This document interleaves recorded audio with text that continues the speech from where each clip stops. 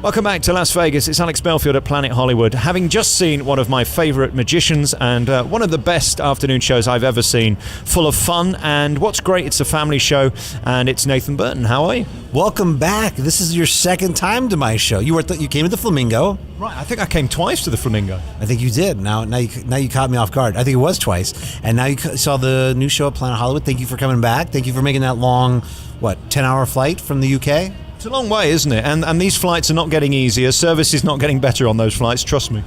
Yeah, I've done the flights. It's not a fun flight. What's amazing about you is you've got an afternoon show, and who knew that in Vegas there were these shows filling theaters with these amazing production shows, and you really give it everything. You could just very easily turn up by yourself and take all the money and run. You don't do that. You put on 3 acts with you who are phenomenal in their own right. They're all good enough to be headliners, and then there's you in between wowing it. Sat next to me was seriously a 3 or 4 year old, and sat next to them was a 7-year-old, and their mum and dad, and they were engrossed for the 90 minutes. It's incredible, isn't it, that people from all generations, all countries, all sexes can just enjoy a magic show. Magic is, an international language. You can make someone disappear, and you get it. You don't have to speak English. You don't have to, you don't have to read or write. You understand magic on any level, from a 2-year-old to 100. I was so proud to see you on my telly in the UK this year with America's Got Talent, and there you were again, just showing what you do. If you Google your name, Nathan Burton, you're all over there, and you're incredibly polished, and you're so slick at what you do, and very warm. And I have to say, that really is the gift from God, that you deliver this without all that sort of magic stickiness. There's a lot of that goes on, all the pointing and the eyes and all that. You don't waste time with that. You get on and do it, and people like you, don't they? Now, you can't be trained, can you? Is that just you? I'm kind of humble. That's an amazing compliment. And it's just, what you see on stage, it's not exactly me, but it's 95% me. What you see, the toilet paper, and as a kid, I did that as a kid. And did I really go into a microwave? No, but I did it as a bit in drama class. I was in an African American school. I was like the only white kid in the class, and I came up with this bit, and I did it as a skit, and it became so. What you see in the show is really, if you hung out with me, I'm probably a little shyer just off stage, but that you're seeing who I am. You're seeing inside of me on stage. I've been very honest to you off mic, and we don't talk about certain things on mic, but I'm going to be a little bit critical of your show. Do you mind? You can say whatever you want. I've got to be a little bit. You became almost irrelevant to me in this show, and I'm sorry to say that because this isn't nice, but there were 2 young ladies that you brought on who were incredibly distracting this afternoon. I call that misdirection. When you're looking at the beautiful girl and you see that little twinkle in her cleavage, we're pushing in a tiger and an elephant, and you're like, where'd it come from? I mean, they are divine, aren't they? Where else in the world could you turn up at 4 o'clock in the afternoon and have them next to you and then be home by 7? We have something for the moms, we have something for the dads, and we have something for the kids. But it's, it's a family-friendly show. You can bring the kids, and there's, we have a couple jokes and a couple innuendos, but nothing that's, if you bring your kids to Vegas, you're going to have a great time. Do you know what I love about you more than anything, above the great magician that you are and the personality that you are, is the fact that you're willing to put people in your show who are good, because there's a rule in show business. You don't put anybody in who's better than you. You always upstage everybody else because you're the star. You put people in who, in their own way, they don't do what you do, they do what they do, and they're complete, unique acts. It's very humble of you to do that, because it would be very easy, wouldn't it, just to put any old filler in. These guys have dedicated their lives. Today we saw a man with a parrot. I don't know how he does what he does. He is a magician in his own right. These birds adore him, clearly. No, the birds are amazing. He was on America's Got Talent. You probably saw him in the UK if it's airing yet. And it's amazing. And I pick acts that I want to see. And I listen to the audience, and if they enjoy it and I love it, that's what goes in my show. And you know what? I just want the best show, and I want people to walk out of this like, man, I had a great time. And I did this afternoon. I was genuinely laughing from the belly, which has been very rare. And I don't think it's actually happened this trip, because many of the shows here are production shows, aren't they, where you're watching the spectacle. Yours is interactive, of course. You need the audience, you pick on the audience, you use the audience. And that's the thrill of magic, isn't it? It can go right and it can go wrong. Luckily, today it went right. I luckily, knock on wood, everything went really good today, and the audience was they enjoyed the show. It's, and that's all I want. All I want, I'm not going to change your life. You're not going to stop smoking. I'm not going to cure a disease. You're going to come into my show, and you're going to have fun for an hour and a half, and you're going to laugh, and you're going to have a good time. And I'm not necessarily funny, but we have funny stuff in the show, and it's just about having a great time. And then there's a creepy side of you where you can read my mind. There's one illusion you do where you get somebody on stage and it blows them away every time I've seen you do it, where you predict what they're going to buy in a supermarket before they buy it. Are you mental? My mental depends on who you ask. No, it's funny. I have someone yell out a cereal, and we have a box hanging up, and we bring it out and we open it up, and the box of cereal is in there, and with the price that someone else selects, we have someone throw an inflatable sign around the audience, so it's totally at random. And it's funny, Larry King, I did a show for him. Out of everything in the show, that was his favorite trick in the show. Was I asked him what kind of cereal, we opened up and gave it to him, and he was like, how the F did you do that?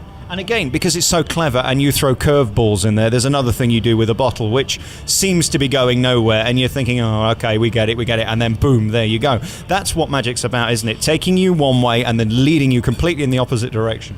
It's always about surprise. You think we're going here, and we end up, how do we end up over here? And it's surprising. You laugh and you have a good time. And then there's an audience full of people, and I know this is an entertainment town and there should be an audience full of people, but I've been in quite empty theatres over the last couple of weeks. I know it's a quieter time of year. You've managed to pull them in. On a business level, I admire you greatly to be able to do that, because this is a competitive town and you've got to get word out there that you're available and you're on and you're doing this show. Is that as important as the show itself, to make sure your business plan is there? Because you've got to pay a ton of people to get that on stage every day. Unfortunately, I wish I was a superstar like David Copperfield and Chris Angel. They have the huge household names. Everybody pays big money to see them. Then they're like, well, who's this Nathan Burton guy? Maybe we saw him on America's Got Talent. Maybe we saw him on the internet. But unfortunately, the marketing and the business side is more important than the show. And I love the creative process. I love taking a blank piece of paper. I love drawing out an idea. And then 2 months later, it's in the show, and I watch your reaction to see. And that's my baby that I put out there. And I love that. Unfortunately, I spend 90% of my time on the business side. And we have to figure out how to get people to come see our show at 4 o'clock in the afternoon and spend money. And you have over 100 shows you can see. There's over 11 magic shows that you can, only you see all the magic shows. A tourist will only see 1.5 shows, if that. So it takes a lot of work. And people, since I've opened in 6.5 years, probably 20 magic shows have opened and closed in that time frame. I would say 90% of the shows close that open and try. It's a very tough town, and anybody that comes here and does their thing, big or small, I give them 100% credit and respect. And, I give it up to anybody that comes here and tries and survives. The other thing I admire about you is your bravery in going on America's Got Talent. That could have been a disaster. For many it is. Magicians are generally laughing stocks. You talk about 90% closing. 90% of people who go on that show end up being X'd off by Howard Stern in a fit of rage because he's so bored. Did you consider that when you went on? Because, you could have been just another one of those laughing stocks. The editors can have fun with you, can't they? They can. It's a roller coaster ride, and America's Got Talent's been amazing. Fremantle Entertainment's been amazing, and we're actually working on a TV project together now. So I'm the guy that hit the jackpot with America's Got Talent. I won the $1 million. I didn't win $1 million on the TV show, but I won $1 million worth of ticket sales, even more. And now I have this other project with them that's even. It's beyond my dreams come true. So. It is. It's a roller coaster ride, and sometimes you roll the dice, sometimes you win, sometimes you lose, and you have to be willing to take that chance. And if you don't, you just never know. And I think it's a huge credit to your personality and your character and the way you deliver your magic, because so many people are huge successes, even win, come second, and are never seen again, never remembered. You keep coming back, and they keep bringing you back. It's a stupid question. I know you're not going to be willing to answer it or able to answer it, but why? Do you ask yourself, why me? Why me? I think they know when I come on the show that I'm going to bring the very best. I always try to over-deliver. Hey, we're going to do this, and I always, just like my show, I try to surprise you. Like you come to a 4 o'clock show in the afternoon, you're like, okay, it's going to be okay, and hopefully you walk out there going, wow, we saw a lot more than we expected. And I try to do the same thing, and it's kind of weird. Somehow I'm the magic expert when it comes to America's Got Talent. magicians call me and they're like, I have this idea, I want to go in the show, and I lay it out. I said, here's what it is. It's a competition. You could do great, you could do bad. You get a stand ovation, you can get booed. You have to be willing. Are you tough enough to go in the show and be willing? Howard Stern's a huge Magic fan, and I believe he wants a magician to win. And I think if the right circumstance and the right situation, a magician can win America's Got Talent. Yeah, I think he was disappointed this year that the way it went, it wasn't as sensational as he hoped. And I think this year the producers are, well, I know for a fact they're working much harder to find better talent, because there needs to be somebody you can remember. I mean, across the street you have Terry Fator. And again, you can't knock him. He may be a guy who plays with puppets, but it's the best in the world. It's fantastic. Yeah, no, it show's amazing. And there's a lot of people on that team of America's Got Talent that they love Magic. The executive producer, Jason Raff, he worked on the Siegfried and Roy TV special, and he loves Magic. Howard Stern loves Magic. Howie Mandel likes Magic. Sharon Osbourne. I'm going to get in trouble for that one when I'm back on the show. But she's gone anyway, so don't worry. She's not coming back. Oh, she's not coming back. Oh, she's done. She's done. That's right. So they love Sharon Stone, though. She'd be a good replacement, wouldn't she? Would, especially if you're standing on stage, yes, exactly. Looking at the. Okay, that's a callback to it. Let's move on from that. I truly loved your show. The energy you bring to it, and the guys you bring with you are stunning. I mean, there was a guy who did close-up magic. Again, I mean, from a professional point of view, do you look at something like that in just awe and just think, this is a guy who has dedicated his entire life to 3 minutes of this incredible, fascinating, mind-blowing magic? It's magic's. It's a very cool career. I mean, and I've known Armando, the closest magician. I've known him 20 years, and we did a show together when we were kids. And I haven't seen him for 15 years. Came to Vegas. He's like, I want to do close-up magic. I said, no one's really done like a close-up magic show.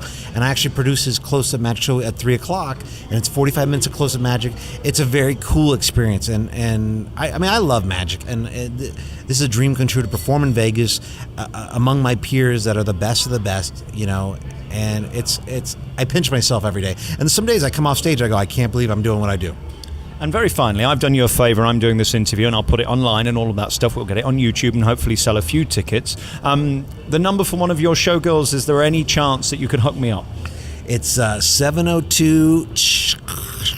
We're breaking up. Nathan Burton, really nice to see you. And thank you for being you and for being so nice and welcoming. It's been a pleasure talking to you.